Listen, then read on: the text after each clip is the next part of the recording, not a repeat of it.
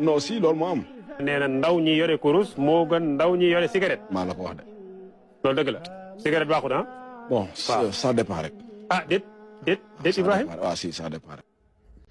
asalaamaaleykum wa rahmatullahi taala wa barakaatu.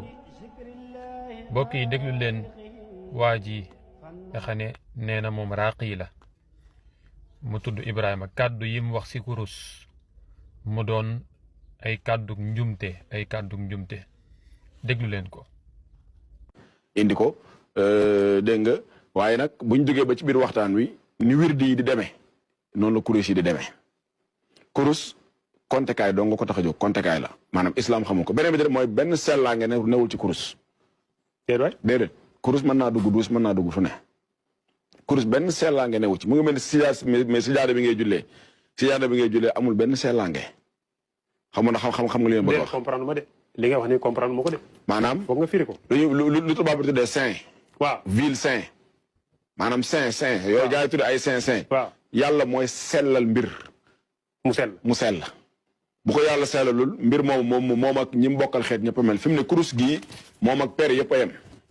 moom kurus gii benn sellaange newu ci. déedéet kurus yi bokkuñu de. ah si. am na kuy kurus bu jar 1 million. moo tax ma ne la loolu nit ñi. am na kuy jar 500 francs. am na kuy jar 300 000. am na buy jar 800 000. am na buy jar 500 000. am na boo xam ne ni dégg naa loo si xëcc day dal. léegi nag loolu laa lay wax ne boo xam ne nii moom mën ngaa ñaan fii ba déwén du nangu yooyu il faut nga leeral ko sëñ. léegi nag loolu laa lay wax ne ñun ñoo ko waxtaane ba déggoo ko mais yàlla ko yonentam jàngale wuñ ko fenn. waaye ndaw saan loolu laa la wax loolu maag yow ko waxtaane ba déggoo ko keneen d'accord ci keneen d'accord ci ay nit adhéré ci gëmloo ko ay nit ñu gëm ko ñooñu gëmloo ko ñeneen ñu gëm ko génération boobu gëmloo ko ñeneen ñu gëm ko suba bu subaa it ñeneen ñi koy gëmloo ñeneen ñu gëm ko mais boo delloo ci yàlla ko yonentam bay wax ci diina muy valable moom waxuñ ci kurus ci dara lu fi waaye wax ci kurus yaa ko wax yaa ak say nit ñooñu gëm ko ñeneen ñëw gëm ko ñeneen gëm ko ngeen gëmloo ko ñeneen ñoom ñu gëm ko loolu non si loolu moo am.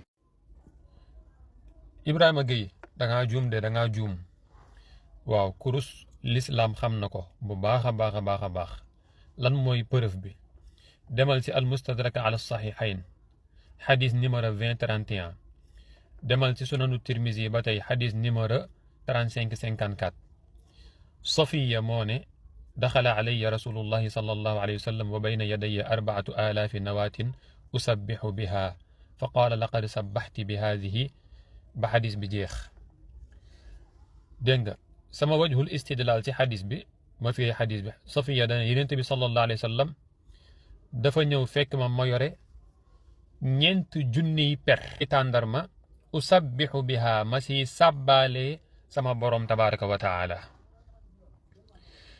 Yonent bi sallallahu alayhi wa sallam fekk ko mu yore loolu te terew ko de waaye Yonent bi dana ko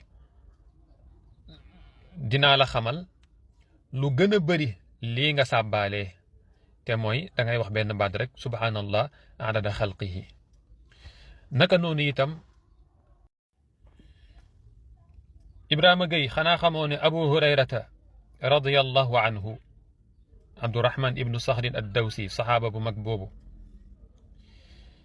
dégg nga ko Abu Hurayra lii ma lay wax ni boo demee si xilyatul awliya wa tabaqatul asfiya da nga ko fa fekk tafal naa la ko si suuf soo demee si siyaru a'laami nubala bu az-Zahabi da nga ko fa fekk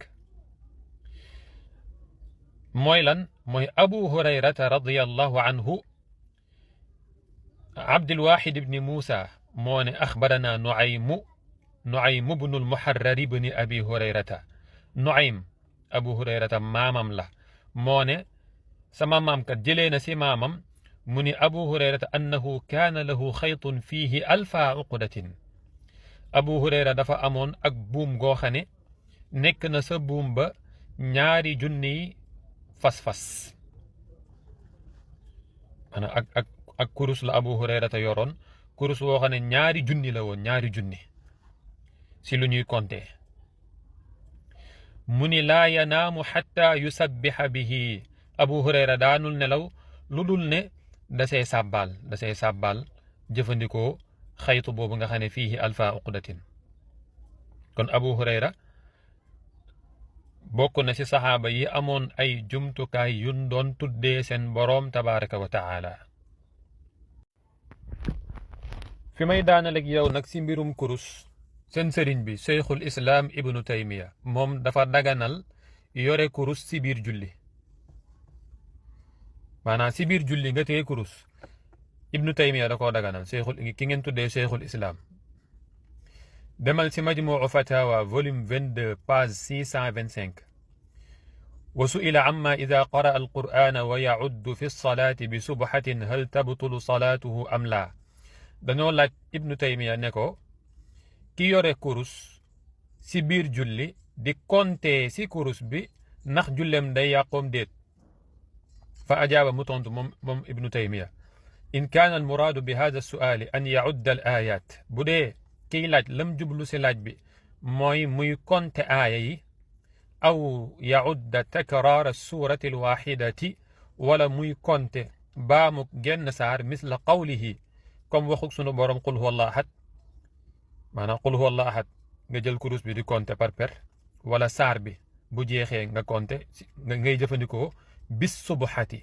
si kurus ibnu taymiya na fa haza lii kat laa ba'sa bihi dagan na ibnu taymiya nee na dagan na nga yore kurus si biir julli di konte si kurus bi wahabi si kurus du seen problème tasawuf mooy seen problème tasawuf waaye di ngeen sonn de qul muutu bi ghayzikum